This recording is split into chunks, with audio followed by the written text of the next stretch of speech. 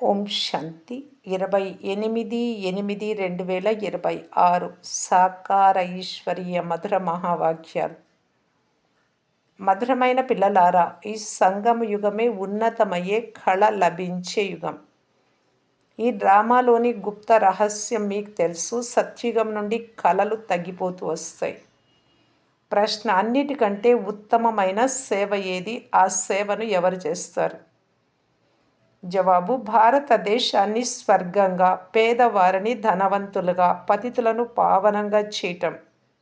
ఇదే సర్వోత్తమ సేవ. ఇలాంటి సేవ ఒక్క తండ్రి తప్ప వేరెవ్వరూ చేయలేరు. తండ్రి ఇటువంటి గొప్ప సేవ చేశారు, అందుకే పిల్లలు వారిని గౌరవిస్తారు. మొట్టమొదట సోమనాథ మందిరాన్ని నిర్మించి వారిని పూజిస్తారు. పాట: చివరికి ఆ రోజు నేడు రానే వచ్చింది. ఓం శాంతి. మధురాతి మధురమైన ఆత్మిక పిల్లలు పాట విన్నారు. ఆత్మ గుప్తంగా, ఈ శరీరం ప్రత్యక్షంగా ఉంది. ఆత్మను ఈ కళ్ళ ద్వారా చూడలేము, గుప్తంగా ఉంది. తప్పకుండా ఉంది, కానీ ఈ శరీరంతో కప్పబడి ఉంది. అందుకే ఆత్మ గుప్తమైంది అని అంటారు. నేను నిరాకారుడను, ఈ సాకారంలోకి వచ్చి గుప్తంగా ఉన్నాను అని ఆత్మ స్వయంగా చెప్తుంది. ఆత్మలది నిరాకార ప్రపంచం, అక్కడ గుప్తము అనే మాటే లేదు. పరమపిత పరమాత్మ కూడా అక్కడే ఉంటారు. వారిని సుప్రీం అని అంటారు. వారు సర్వోత్తమ ఆత్మ. పరంపిత పరమాత్మ అనగా అత్యంత పైన ఉన్న స్థానంలో నివసించువారు. తండ్రి అంటారు, ఎలా మీరు గుప్తంగా ఉన్నారో అలాగే నేను కూడా గుప్తంగా రావాల్సి ఉంటుంది. నేను గర్భ జైలులోకి రాను, నాకు శివ అను ఒకే పేరు కొనసాగుతూ వస్తుంది. నేను బ్రహ్మలోకి వచ్చినా నా పేరు మారదు. ఇతడి ఆత్మ ఏ శరీరంలో ఉందో దాని పేరు మారుతుంది. నేను సర్వాత్మలకు తండ్రిని, నన్ను శివుడు అని అంటారు. ఆత్మలైన మీరు ఈ శరీరంలో గుప్తంగా ఉన్నారు. ఈ శరీరం ద్వారా కర్మ చేస్తున్నారు. నేను కూడా గుప్తంగా ఉన్నాను. ఆత్మనైన నేను ఈ శరీరంతో కప్పబడి ఉన్నాను అనే జ్ఞానం ఇప్పుడు లభిస్తూ ఉంది అని పిల్లలైన మీకు తెలుసు. ఆత్మ ఇన్కాగ్నిటో, గుప్తము, నిరాకారం. శరీరము కాగ్నిటో అంటే ప్రత్యక్షం, సాకారం. నేను కూడా అశరీరినే. గుప్తమైన తండ్రి శరీరం ద్వారా వినిపిస్తారు.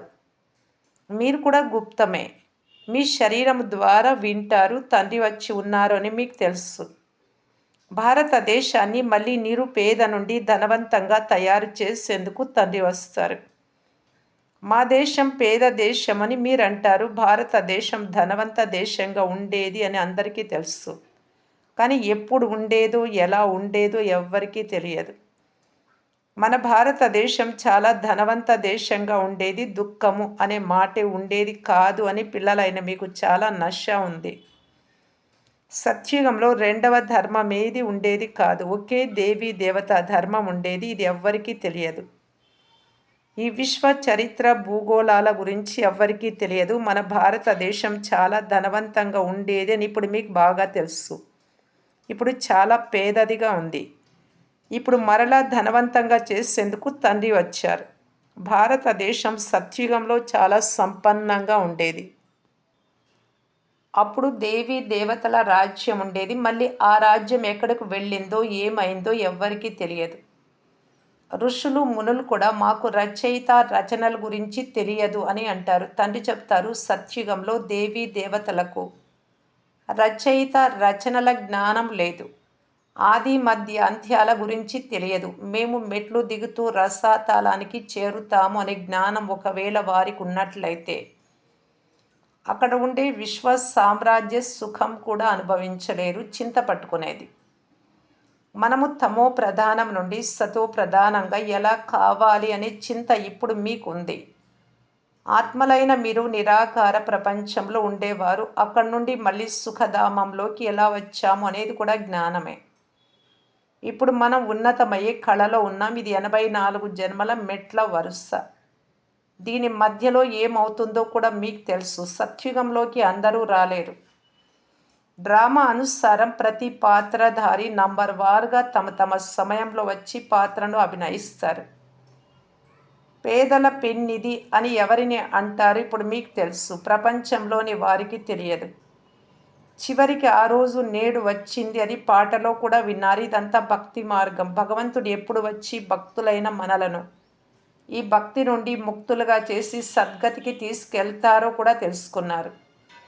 రామరాజ్యం, రావణ రాజ్యం ఈ వేటి పేర్లో కూడా మనుషులకు తెలియదు. తండ్రి మళ్ళీ శరీరంలో వచ్చి ఉన్నారు అని ఇప్పుడు మీరు తెలుసుకున్నారు.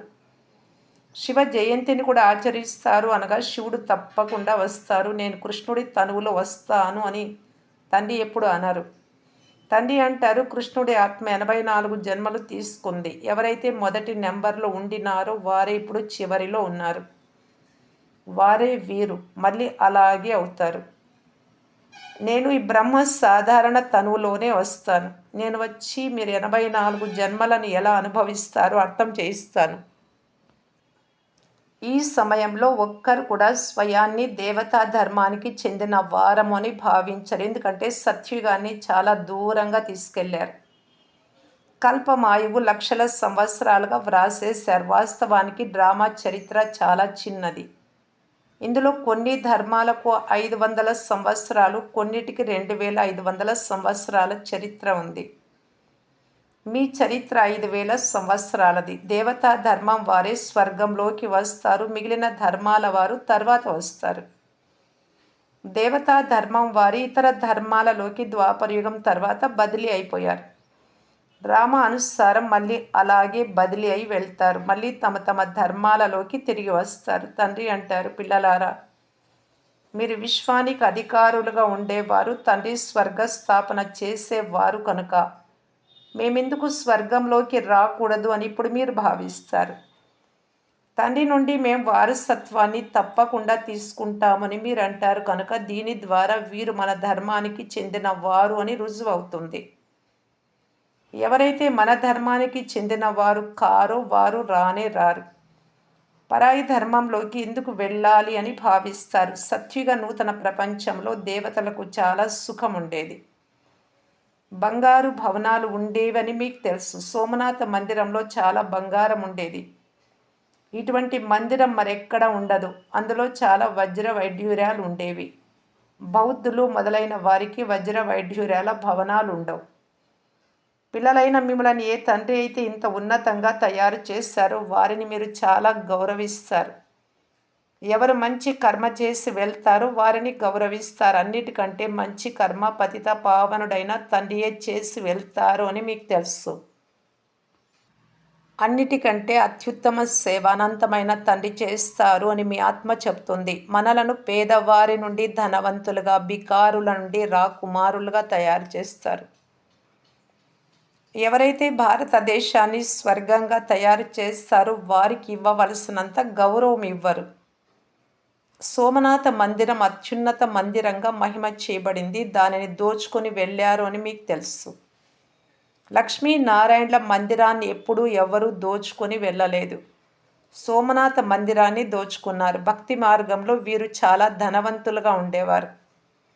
రాజులలో కూడా నెంబర్ వారుగా ఉంటారు కదా. ఎవరు ఉన్నత పదవిలో ఉంటారో వారిని చిన్న పదవిలో ఉన్నవారు గౌరవిస్తారు. రాజ దర్బారులో కూడా నెంబర్ వారుగా కూర్చుంటారు. బాబా అనుభవి కదా. ఇక్కడ పతిత రాజుల దర్బారు ఉంది. పావన రాజుల దర్బారు ఎలా ఉంటుందో కదా. వారి వద్ద అంత ధనం ఉన్నప్పుడు వారి ఇల్లు కూడా ఎంతో బాగుంటుంది. తండ్రి మిమ్మల్ని చదివించి స్వర్గస్థాపన చేయిస్తున్నారు అని మీకు తెలుసు. మీరు స్వర్గంలో మహారాజా మహారాణులుగా అవుతారు. మళ్ళీ క్రింద పడినప్పుడు మొట్టమొదట ద్వాపరయుగంలో శివబాబాకు పూజారులుగా అవుతారు. ఎవరైతే మిమ్మల్ని స్వర్గానికి అధికారులుగా చేశారో వారిని పూజిస్తారు. తండ్రినే మిమ్మల్ని చాలా ధనవంతులుగా చేస్తారు. ఇప్పుడు భారతదేశం చాలా నిరుపేదగా ఉంది. ఇంతకుముందు ఇంత పేదదిగా ఉండేది కాదు. చాలా సంతోషంగా ఉండేవారు. ఏ భూమినైతే 500 రూపాయలకు కొన్నారో అది ఈరోజు 5,000, 5,00,000 పెడితే కూడా లభించదు. అక్కడ భూమికి విలువ ఉండదు. స్వర్గంలో ఎంత కావాలి అన్నా అనుభవించవచ్చు. ఎవరికి ఎంత కావాలో అంత తీసుకోవచ్చు. చాలా భూమి ఉంటుంది. మధురమైన నదీ తీరాలలో మీ మహల్లు ఉంటాయి కదా. అక్కడ చాలా తక్కువ మంది మనుషులు ఉంటారు. ప్రకృతి దాసీగా ఉంటుంది. చాలా మంచి ఫలపుష్పాలు లభిస్తూ ఉంటాయి. ఇప్పుడు మీరెంతో శ్రమ పడుతున్నారు, అయినా కరువు వచ్చినట్లయితే భోజనము లభించదు. పాట వినున్నప్పుడు మీరు రోమాంచితం అవ్వాలి. చివరికి ఆ రోజు నేడు రానే వచ్చింది అనే పాట. తండ్రిని పేదల పాలిట పెన్నిది అని అంటారు. దాని అర్థం ఇప్పుడు తెలిసింది కదా! శ్రీమంతులుగా ఎవరిని తయారు చేస్తారు? ఇక్కడికి ఎవరైతే వస్తారో తప్పకుండా వారినే ధనవంతులుగా తయారు చేస్తారు. మనము పావనుల నుండి పతితులుగా అయ్యేందుకు 5000 సంవత్సరాలు పట్టింది అని మీకు తెలుసు. ఇప్పుడు మళ్ళీ ఒక్కసారిగా తండ్రి పతితుల నుండి పావనంగా చేస్తారు.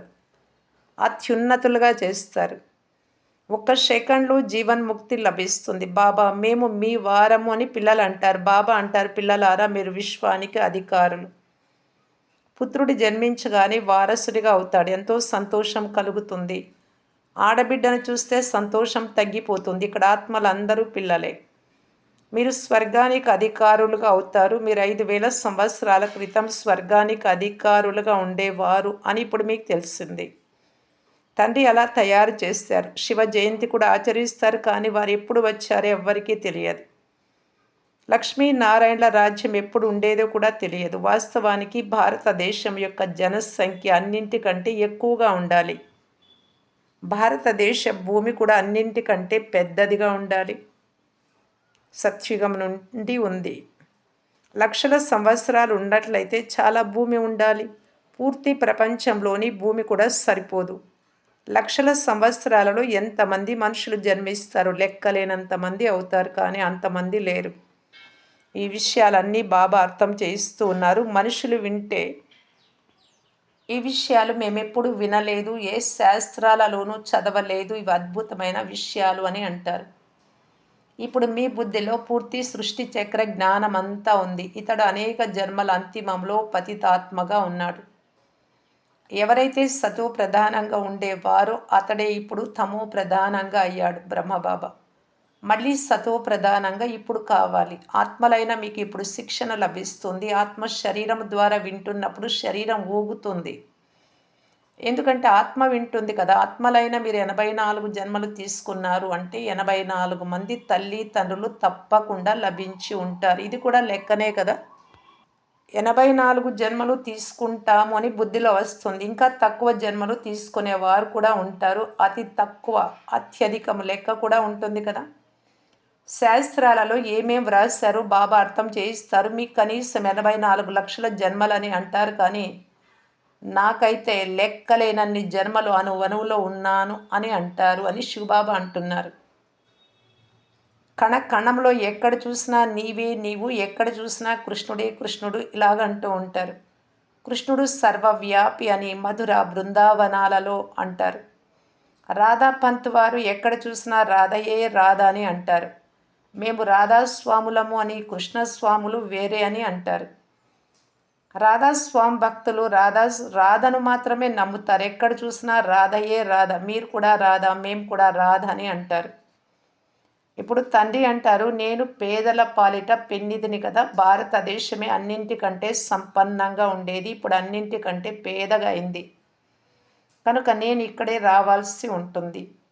ఇది తయారైన డ్రామా. ఇందులో కొద్దిగా కూడా వ్యత్యాసం ఉండదు. ఇది చాలా పెద్ద డ్రామా. డ్రామా ఏదైతే షూటింగ్ చేయబడిందో అది మళ్ళీ ఖచ్చితంగా అలాగే రిపీట్ అవుతుంది. డ్రామా గురించి కూడా తెలిసి ఉండాలి. డ్రామా అంటే డ్రామాయే. అక్కడ మీరు చూసేది హద్దులోని డ్రామా, ఇది బేహద్దు డ్రామా. దీని ఆది మధ్యాంత్యాల గురించి ఎవ్వరికీ తెలియదు. పేదల పాలిట పెన్నిది అని నిరాకార భగవంతుణ్ణి అంగీకరిస్తారు, కృష్ణుని కాదు. కృష్ణుడు ధనవంతుడిగా సత్యుగా కుమారుడిగా అవుతారు. భగవంతుడికి తన శరీరం లేదు. వారు వచ్చి పిల్లలైన మిమ్ములను ధనవంతులుగా చేస్తారు. మీకు రాజయోగ శిక్షణను ఇస్తారు. అక్కడ వారు కూడా చదువు ద్వారా బ్యారిస్టరు మొదలైన వారిగా అయ్యి ధనం సంపాదిస్తారు. బాబా కూడా మిమ్మల్ని ఇప్పుడే చదివిస్తారు. మీరు భవిష్యత్తులో నరుడి నుండి నారాయణుడిగా అవుతారు. మీ జన్మ అంటూ అవుతుంది కదా! స్వర్గం ఏ సముద్రం నుండి వెలుపలికి రాదు. కృష్ణుడు కూడా జన్మ తీసుకున్నారు. కంసపురి మొదలైనవి ఆ సమయంలో ఉండవు. కృష్ణుడి పేరు ఎంతగా మహిమ చేయబడుతుంది. అతని తండ్రికి మహిమ లేదు. వారి తండ్రి ఎక్కడున్నాడు? తప్పకుండా రాజుకు సంతానమై ఉంటారు. అక్కడ గొప్ప రాజు ఇంటిలో జన్మించడం జరుగుతుంది. కానీ అతడు పతిత రాజుగా ఉన్న కారణంగా అతడి పేరు ప్రసిద్ధం అవ్వదు. అంటే కలియుగం అంతిమంలో ఉంటారు. ఆయనకి శ్రీకృష్ణుడు జన్మ తీసుకుంటారు. కృష్ణుడు ఉన్నప్పుడు కొద్దిమంది పతితులు కూడా ఉంటారు.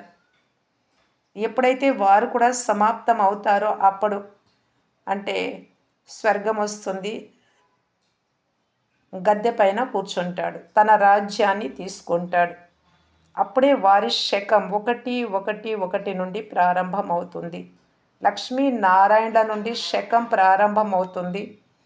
వీరి రాజ్యం ఇంత సమయం, మళ్ళీ వీరి రాజ్యం ఇంత సమయం అని మీరు పూర్తి లెక్కను వ్రాస్తారు కనుక ఈ కల్పం ఆయువు ఎక్కువగా ఉండేందుకు వీలు లేదు. 5000 సంవత్సరాల పూర్తి లెక్కాచారం ఉంది అని మనుషులు అర్థం చేసుకుంటారు. మంచిది. మధురాతి మధురమైన అపురూపమైన పిల్లలకు మాతాపిత బాప్దాదాల ప్రియ స్మృతులు మరియు గుడ్ మార్నింగ్. ఆత్మిక పిల్లలకు ఆత్మిక తండ్రి నమస్తే. ధారణ కొరకు ముఖ్య సారము. ఫస్ట్ పాయింట్, రచయిత రచనల జ్ఞానాన్ని బుద్ధిలో ఉంచుకొని సతో ప్రధానంగా అయి పురుషార్థం చేయాలి. మనము తప్పకుండా సతో ప్రధానంగా అయి తీరాలి అని ఒకే చింత కలిగి ఉండాలి. సెకండ్ పాయింట్, ఈ అనంతమైన డ్రామాను బుద్ధిలో ఉంచుకొని అపారమైన సంతోషంలో ఉండాలి. బాబా సమానంగా గౌరవాన్ని పొందేందుకు పతితులను పావనంగా చేసే సేవ చేయాలి. వరదానము. అధికారి తనపు స్మృతి ద్వారా సర్వశక్తులను అనుభవం చేసే ప్రాప్తి స్వరూప భవ.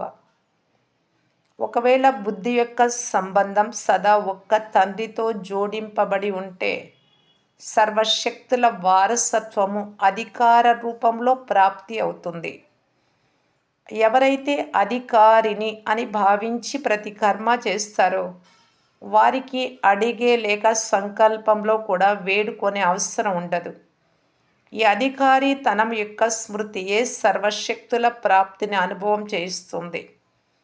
కనుక సర్వశక్తులు మా జన్మసిద్ధ అధికారము అనే నశ ఉండాలి. అధికారులుగా నడిస్తే ఆధీనత సమాప్తం అవుతుంది.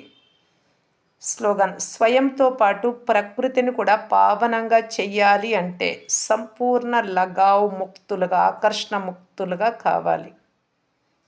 అవ్యక్త సూచన. అపవిత్రత యొక్క బీజాన్ని కూడా సమాప్తం చేసి సంపూర్ణ పవిత్రంగా కావటానికి బాప్దాదా తెలియజేస్తూ ఉన్నారు. ఒకవేళ పవిత్రత యొక్క నియమం పక్కాగా ఉంటే ఆకర్షణ ముక్తులుగా, ఈర్ష్య మరియు క్రోధము నుండి ముక్తులుగా అవ్వండి. విసుగు కూడా ఉండరాదు. ఇది జరిగే తీరాలి అనే ఆకర్షణ కూడా ఉంచుకోకండి. స్వార్థము లేక ఈర్ష్యకు వశమై ఏదైనా విషయం చెప్తారు. అది పూర్తి కాకుంటే క్రోధము జన్మిస్తుంది. అందువలన పవిత్రత యొక్క పిల్లర్ స్తంభాన్ని పక్కా చేసుకుంటే ఈ పిల్లరే, పవిత్రత అనే పిల్లరే లైట్ హౌస్ చేసే పని చేస్తుంది. ఓం శాంతి.